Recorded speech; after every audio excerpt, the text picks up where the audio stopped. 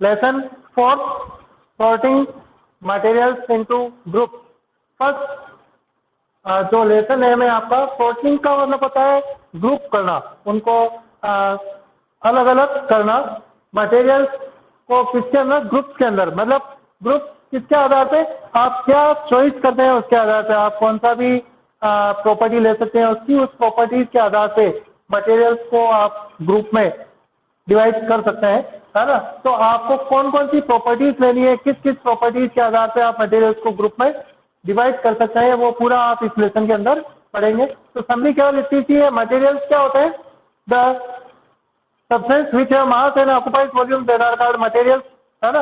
Materials क्या होते हैं, जिनके अंदर मास हो और जो वॉल्यूम ऑक्युपाई करते हो, उनको अपन मटेरियल्स कहते हैं। मटेरियल्स के अंदर आपके सारे चीजें आ गई जो आसपास आप देखते हैं, जैसे आपका पेन है, रबड़ है, पेंसिल है, चेयर है ना, आपके ट्यूबलाइट है ना, कार है, व्हीकल्स है, रोड के ऊपर स्टोन है, दूसरे सारी चीजें जो आपको आसपास दिखती है, सारे के सारे मटेरियल्स के अंदर आ जाते हैं, क्योंकि सबके अंदर मास होता है और सभी वॉल्यूम ऑक्युपाइज करते हैं। तो इन सभी मटेरियल्स को जो आप आसपास जानते हैं, उनको क्या कर सकते हो आप, ग्रुप में डिवाइड कर सकते हो, है ना। तो वो सॉर्टिंग कहलाती है। सॉर्टिंग मतलब डिवाइड करना, उनको अलग अलग करना, किसके आधार पे, ग्रुप में अलग अलग करना। तो ग्रुप किसके आधार पे होगा, वो अपन प्रॉपर्टीज के आधार पे, है ना। प्रॉपर्टीज जो भी हो सकती है, जैसे हार्डनेस एक सिंपल प्रॉपर्टीज है, तो कौन सब्सटेंस हार्ड है, कौन सब्सटेंस सॉफ्ट है, तो हार्ड सब्सटेंस को अलग कर दो, सॉफ्ट सब्सटेंस को अलग कर दो। तो ऐसा सॉर्टिंग, तो इसके अंदर अपन अलग अलग प्रॉपर्टीज लेंगे और अलग अलग प्रॉपर्टीज के आधार पे मटेरियल्स को अलग अलग ग्रुप में डिवाइड करेंगे।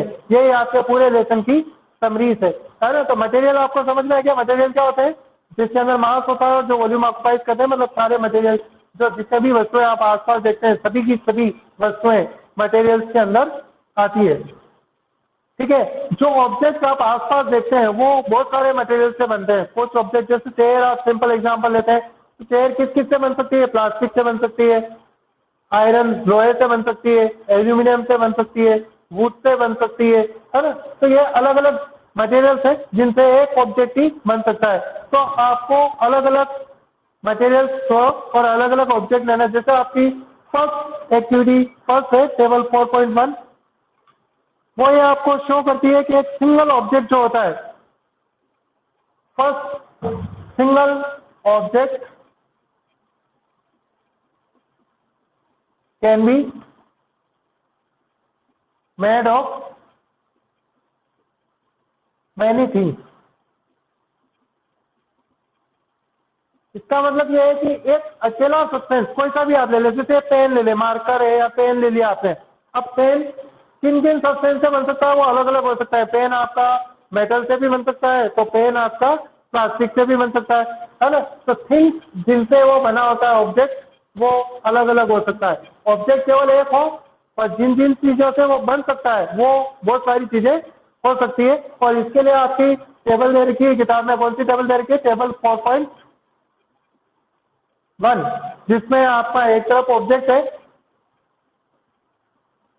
और दूसरी तरफ आपके क्या है, मटेरियल्स, किनसे वो बनते हैं।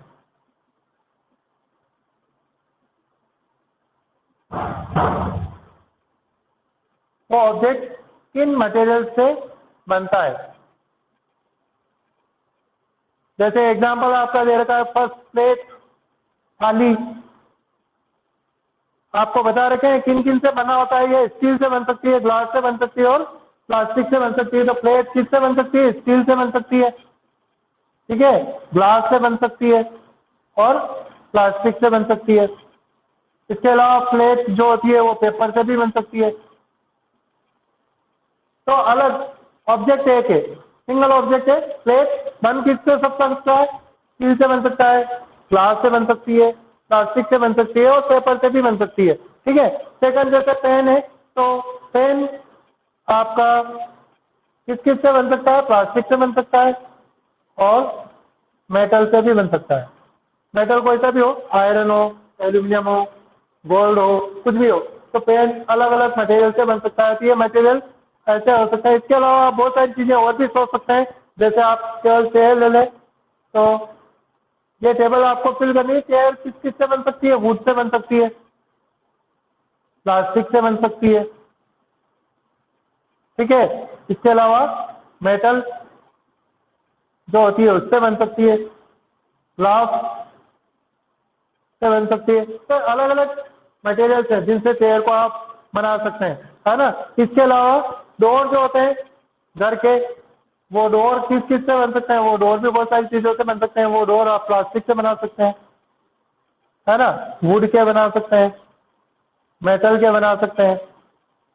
तो एक चीज क्लियर है कि एक सिंगल ऑब्जेक्ट भी होता है, तो जिन मटेरियल से वो सिंगल ऑब्जेक्ट बना होता है वो मटेरियल बहुत सारे हो सकते हैं, है ना। ऑब्जेक्ट सिंगल है, पर जिन सब्सटेंस से बनता है या जिन मटेरियल से वो बनता है वो मटेरियल बहुत सारे हो सकते हैं। पर इसका उल्टा भी हो सकता है। एक single material can be used to form two or more then to object.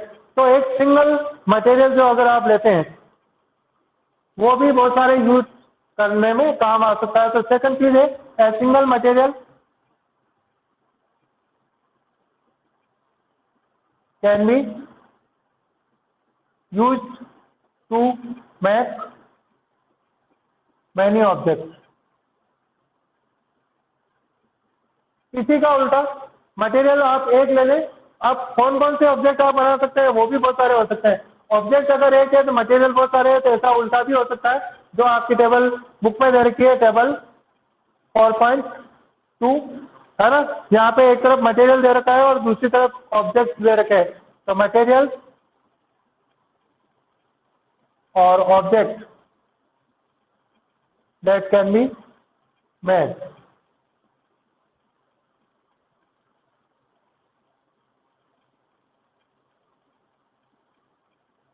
ठीक है। आप कोई सा भी मटेरियल ले ले, जैसे कुछ मटेरियल आपकी, दो मटेरियल आपकी किताब में दे रखे हैं, वुड और पेपर।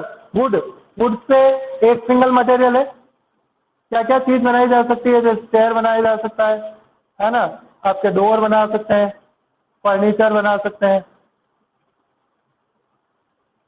ठीक है, टेबल बनाई जा सकती है, बेड बनाए जा सकते हैं, बहुत सारी चीजें हैं। इसके अलावा भी और भी बुक में दे रखा है, जैसे बिल्डिंग, बुलक कार्ट वो बन सकती है, प्लग्स बन सकता है, व्हील जो होते हैं बुलक कार्ट के वो बन सकते हैं। तो ये सारी चीजें व्हील्स आपके वुड से बन सकती है। पेपर है सेकंड जो मटेरियल, पेपर, पेपर से क्या क्या चीजें बन सकती है?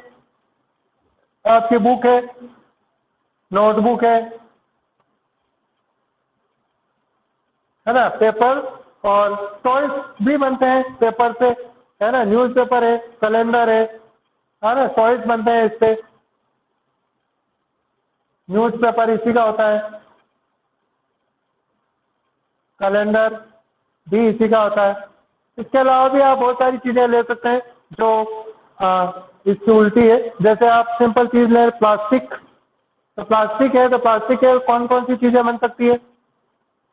तो प्लास्टिक से चेयर बन सकती है, डोर बन सकते हैं, पेन बन सकता है, बॉल बन सकती है, टॉयज बन सकते हैं, और भी बहुत सारी चीज़ें हैं जो प्लास्टिक से बन सकती है। बहुत सारी चीज़ें आप लिख सकते हैं, है ना। इसके अलावा लेदर, लेदर है, तो लेदर से कौन कौन सी चीज़ें बन सकती है? जैसे लेदर से आप शूज बना सकते हैं, टॉयज बना सकते हैं, बेल्ट जो होता है लेदर से वो बना सकते हैं, है ना। पर्स जो होते हैं वो लेदर के बन सकते हैं। तो सब्सटेंस एक है, मटेरियल एक है, और ऑब्जेक्ट जो उनसे बनते हैं वो बहुत सारे हो सकते हैं। तो इस प्रकार से आप सब लिख सकते हैं। कॉटन दे रखा है, तो कॉटन को भी आप ले सकते हैं। कॉटन से क्या क्या बन सकता है?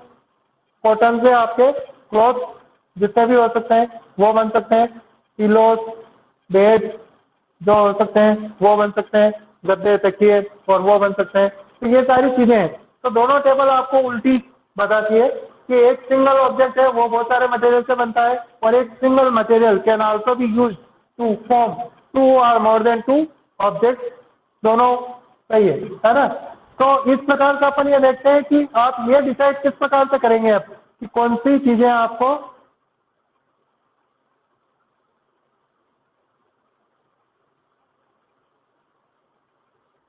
यूज करनी चाहिए और कौन सी, किस ऑब्जेक्ट को बनाने के लिए कौन सी चीज यूज करनी चाहिए और कौन सी यूज नहीं करनी चाहिए, तो उसके लिए आपको इनकी फिजिकल प्रॉपर्टीज पर जाना पड़ेगा या इनकी शॉर्टनिंग करने पर जाना पड़ेगा।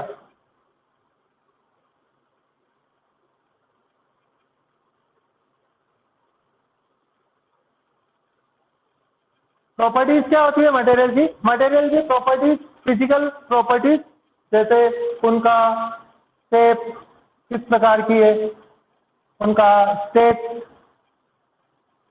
क्या है, हार्डनेस किस प्रकार की है ना, उनकी सोल्यूबिलिटी क्या है, this are the some properties of the material. उनके आधार पे आप मटेरियल को क्या कर सकते हैं, क्लासिफाई कर सकते हैं। तो अपन अलग अलग प्रॉपर्टीज लेंगे मटेरियल की और उनके आधार पे अपन सारे मटेरियल्स को क्लासिफाई करेंगे। फर्स्ट जो प्रॉपर्टीज है वो है आपका अपीयरेंस। फर्स्ट प्रॉपर्टी क्या है? अपीयरेंस।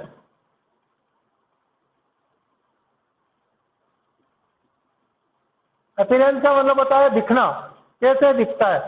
सब्सटेंस जो होता है वो दिखता कैसे है ना, वो तो उसका अपीयरेंस है। अपीयरेंस आप एक तरह से ऐसे भी ले सकते हैं, लस्टर, वो चमकता है या नहीं चमकता है, उसके आधार पे आप अपीयरेंस के आधार पे सब्सटेंस को क्लासिफाई कर सकते हैं।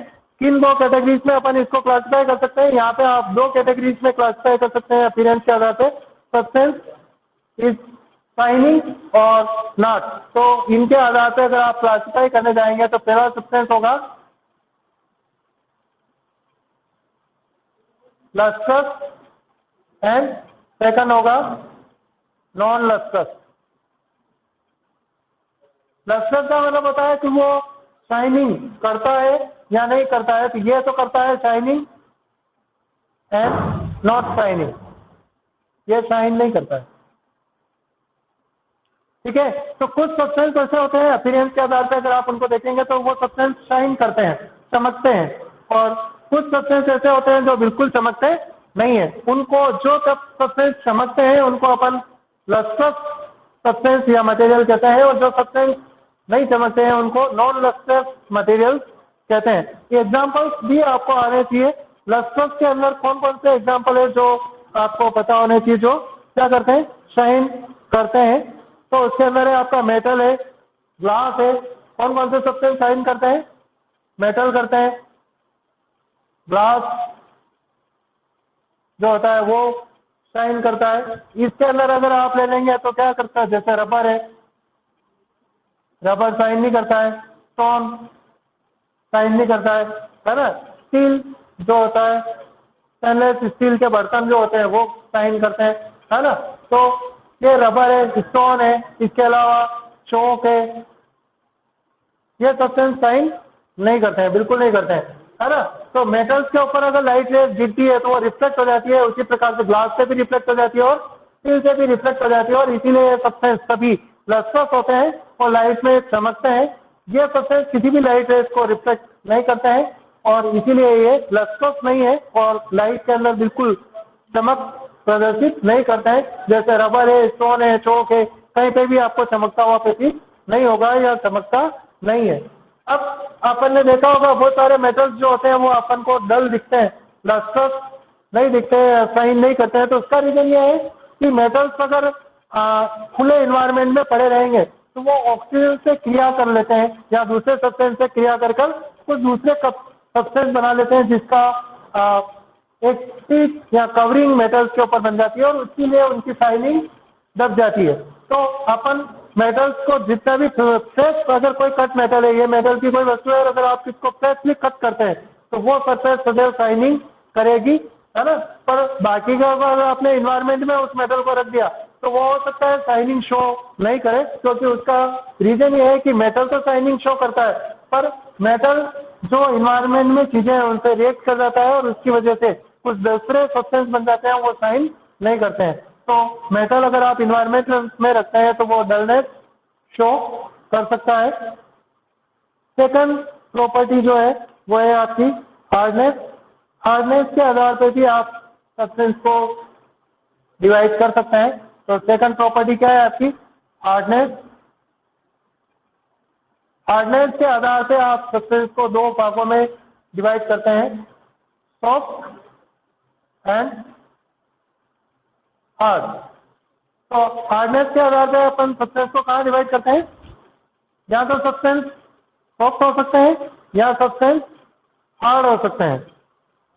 ठीक है, तो आपको सारे सब्सटेंस, सॉफ्ट सब्सटेंस वो होते हैं जिनको क्या किया जा सके, कंप्रेस किया जा सके या स्क्रेच किया जा सके। Substance that can be compressed, that can be compressed और स्क्रेच्ड।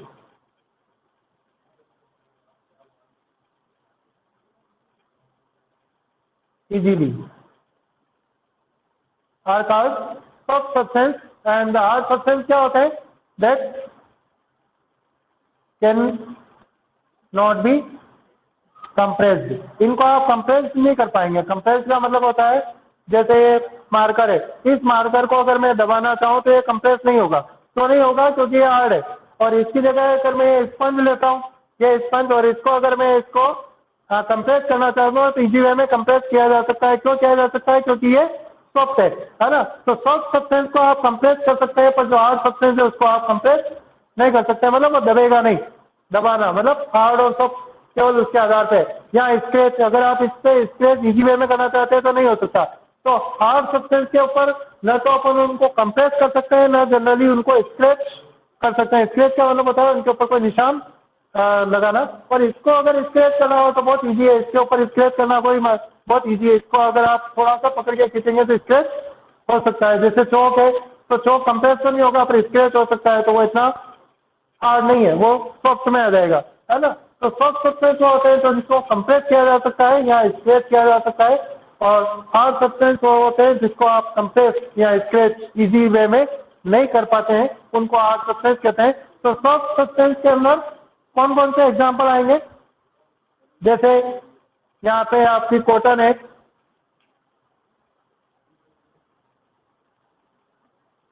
कॉटन है, स्पॉन्ज है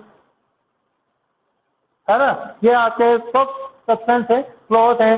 हार्ड सब्सटेंस में क्या क्या आ जाएंगे? जैसे मेटल है, कोई सा भी हो, स्टोन है ना, ये आपके हार्ड सब्सटेंस है। और इनको आप इजी वे में कंप्रेस भी नहीं कर सकते हैं और स्क्रेच भी नहीं कर सकते हैं। और सिंपल डेली यूज वाले में चाहे तो जैसे नेल है, कॉइन है ना, आपकी प्लेट्स है स्टेनलेस स्टील की, स्टील प्लेट जो होती है वो सभी हार्ड होती है। तो इन हार्डनेस के आधार से भी आप सब्सटेंस को डिवाइड कर सकते हैं या ग्रुप कर सकते हैं सॉफ्ट और हार्ड के अंदर।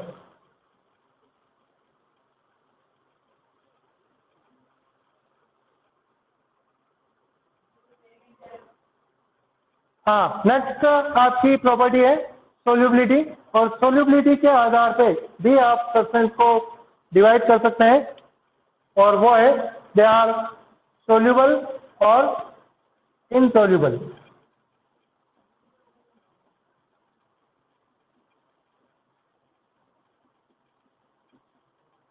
सोल्यूबिलिटी किसमें देख रहे हैं अपन? पानी के अंदर, पानी के अंदर, लिक्विड के अंदर।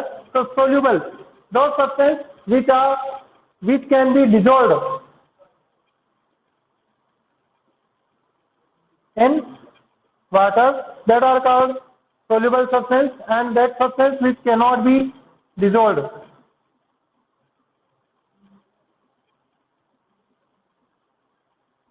in water, that are called non-insoluble substances. So materials that can be dissolved in water, that are called soluble substances, and the substance that cannot be dissolved in water, that are called insoluble substances.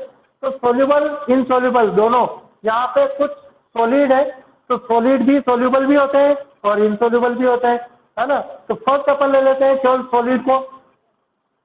तो कुछ substance solid soluble होते हैं, liquid है तो liquid को भी ले सकते हैं आप एग्जांपल में, और कुछ गैस, इसको भी आप एग्जांपल के रूप में ले सकते हैं। तो कुछ सॉलिड सोल्यूबल है, कुछ इनसोल्यूबल है। लिक्विड जो है वो भी सोल्यूबल और इनसोल्यूबल दोनों है, और गैस भी सोल्यूबल और इनसोल्यूबल दोनों होती है। फर्स्ट आपका सॉलिड है, तो सॉलिड में सोल्यूबल कौन कौन से होते हैं, जैसे शुगर, साल्ट, ये सोल्यूबल है, सॉलिड है पर सोल्यूबल है। इनसोल्यूबल में कौन से आ जाएंगे, जैसे स्टोन, नेल, मेटल, ये सॉलिड है पर वाटर के अंदर इनसोल्यूबल है। लिक्विड के अंदर अगर अपन लेंगे तो जैसे विनेगर या आपके जूस है, कोई सा भी जूस हो, अल्कोहल है ना, जूस, लेमन जूस हो सकता है, ऑरेंज जूस हो सकता है, कोई सा भी जूस हो, जूस कोई सा भी हो सकता है, वो सभी जूस आपके सोल्यूबल है वाटर के अंदर, ठीक है। विनेगर है, ये भी लिक्विड है और विनेगर का सॉल्यूशन भी पानी के अंदर सोल्यूबल है। लिक्विड जो इनके अंदर इनसोल्यूबल होते हैं वो सभी ऑयल, कोई सा भी ऑयल हो, पेट्रोल हो, डीजल हो, केरोसिन हो, सोयाबीन का ऑयल हो, कोकोनट का ऑयल हो, ग्राउंडनट का ऑयल हो, कोई सा भी ऑयल हो, केरोसिन है ना, पेट्रोल है, that are the liquid but are insoluble in water. वो लिक्विड है पर वाटर के अंदर इनसोल्यूबल है। गैसेस हैं जो सोल्यूबल हो सकती है, जैसे ऑक्सीजन, ऑक्सीजन जो होती है वो वाटर सोल्यूबल गैस होती है, और बाकी की जनरली बहुत सारी गैसेस जो जानते हैं आप, हाइड्रोजन और ये, वो सोल्यूबल नहीं होती है। तो ऑक्सीजन जनरली वाटर के अंदर सोल्यूबल होती है। तो ये गैसेस हैं जो अपन सोल्यूबल और इनसोल्यूबिलिटी को अंदर डिवाइड कर सकते हैं, सॉलिड, लिक्विड और गैस के अंदर, ठीक है। फिर एक और जो प्रॉपर्टी आती है वो है फ्लोटिंग कैपेसिटी। नेक्स्ट फोर्थ है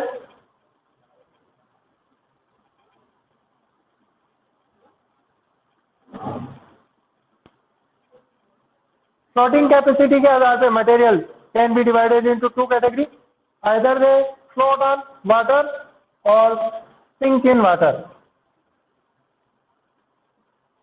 फ्लोट ऑन वाटर और सिंक इन वाटर।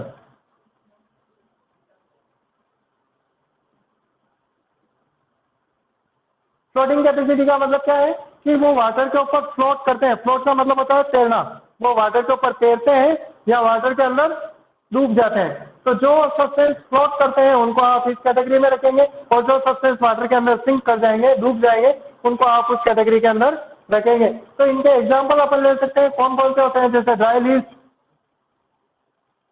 जो होती है वो फ्लोट करती है, पेपर फ्लोट करता है, प्लास्टिक जो होते हैं वो फ्लोट करते हैं, प्लास्टिक के टॉयज और ये होते हैं, ये कॉटन है, ये फ्लोट करती है, स्पॉन्ज है, ये फ्लो करता है। तो ये सारे सब्सटेंस फ्लोट करते हैं। पेंसिल है ना, पेंसिल अगर आप डालेंगे तो ये फ्लोट करेगी। वुड है, वुड की कोई भी चीजें अपन डालते हैं तो वो फ्लोट करती है। ये सभी सब्सटेंस जो होते हैं पानी के ऊपर तैरते हैं, और जो सब्सटेंस सिंक कर जाते हैं उसके अंदर सारे मेटल हैं, कोई सा भी मेटल लो आप, स्टोन है, सैंड है, नेल है, कॉइन है, रबर है, रबर सिंक भी कर सकता है, फ्लोट भी कर सकता है, तो कोयल है ना, तो कॉइन, ये सारे सब्सटेंस जो होते हैं वो सिंक कर जाते हैं, मतलब डूब जाते हैं, है ना। तो इनके केवल फ्लूडिटी या जो उनकी फ्लोटनेस है वाटर के ऊपर फ्लोट करते हैं या नहीं करते हैं, उसके आधार पर भी आप सब्सटेंस को इजी वे में क्लासिफाई कर सकते हैं, कौन कौन से सब्सटेंस फ्लोट करते हैं, कौन कौन से सब्सटेंस फ्लोट नहीं करते हैं। एक लास्ट टॉपिक बचता है,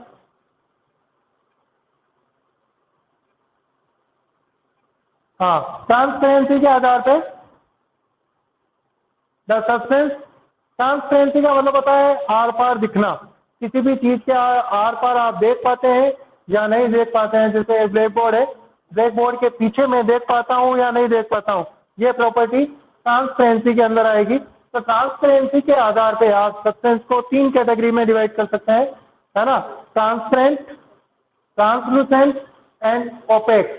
तो इसमें जो डिवाइडेशन है वो कितना है, तीन प्रकार का, first, second and third.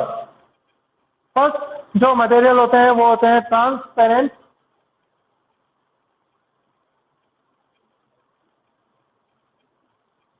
Second जो है ट्रांसलूसेंट,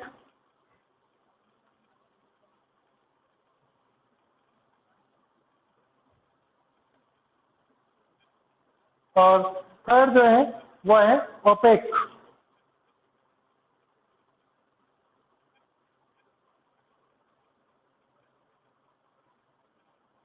ये तीनों सब्सटेंस हैं जो जिनके आधार पे ट्रांसपेरेंसी के आधार पे आप इनको सब्सटेंस को इसमें डिवाइड कर सकते हैं, transparent, translucent and opaque. Transparent substance वो होते हैं जिनके आर पार आप इजी वे में देख सकते हैं, that are transparent substance. Translucent substance वो होते हैं जिनके आर पार आप देख तो सकते हैं पर धुंधला दिखता है, साफ नहीं दिखता है, तो वो ट्रांसलूसेंट होता है। और ओपेक सब्सटेंस वो होते हैं जिनके आर पार आपको बिल्कुल नहीं दिखता है ना। तो ट्रांसपेरेंट सब्सटेंस क्या होगा, जिनके आर पार आप आराम से through which we can C,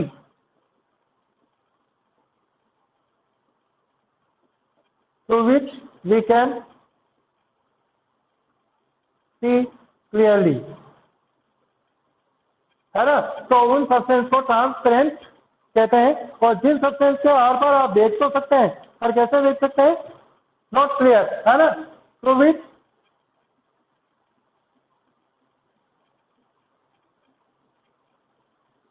we can see but not clearly, that are called translucent substances and through which we cannot see.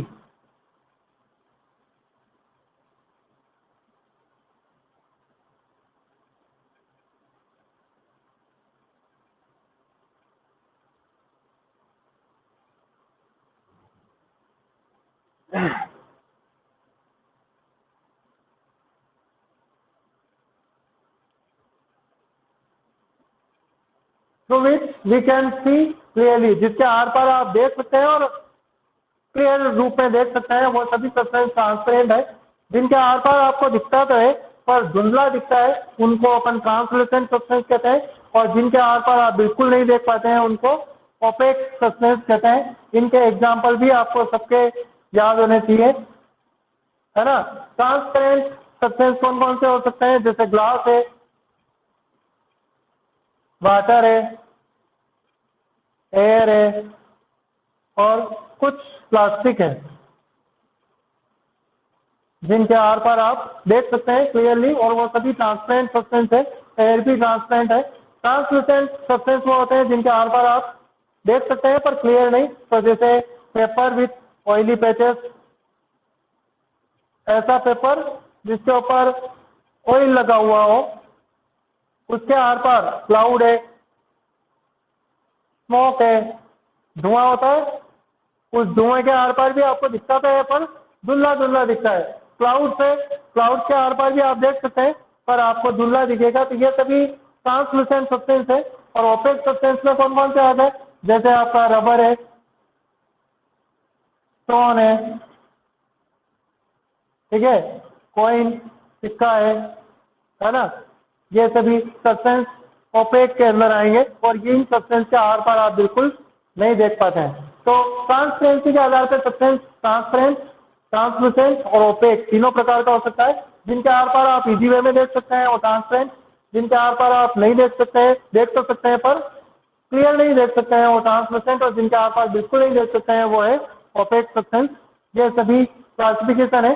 अब लास्ट टॉपिक केवल एक है, why do we classify the substance. तो उसका कारण इतना सा है कि अगर आप सब्सटेंस को क्लासिफाई कर देते हैं तो आपको उनको पढ़ने में और समझने में सहायता मिलती है, और इसीलिए अपन सब्सटेंस को क्या कर लेते हैं, क्लासिफाई कर देते हैं। जैसे अगर आपको ये याद है सब्सटेंस वाटर के अंदर सोल्यूबल कौन कौन से हैं, तो आपको नाम लेते ही ये पता चल जाएगा कि वाटर के अंदर सोल्यूबल है, क्योंकि आपने उसको पढ़ रखा है। आपको उसको वाटर के अंदर डिजोल्व करके देखने की जरूरत नहीं है ना। तो वो क्या करेगा, आपको सहायता करेगा आगे। तो सब्सटेंस को शॉर्टनिंग अपन केवल इसलिए करते हैं कि आपको आगे समझने में और पढ़ने में सुविधा रहे, और इसीलिए अपन सब्सटेंस को क्या करते हैं, ग्रुप करते हैं या उनको सॉर्ट आउट करते हैं। ठीक है, थैंक यू। लेसन खत्म हो चुका है। सर कोयल क्या होता है?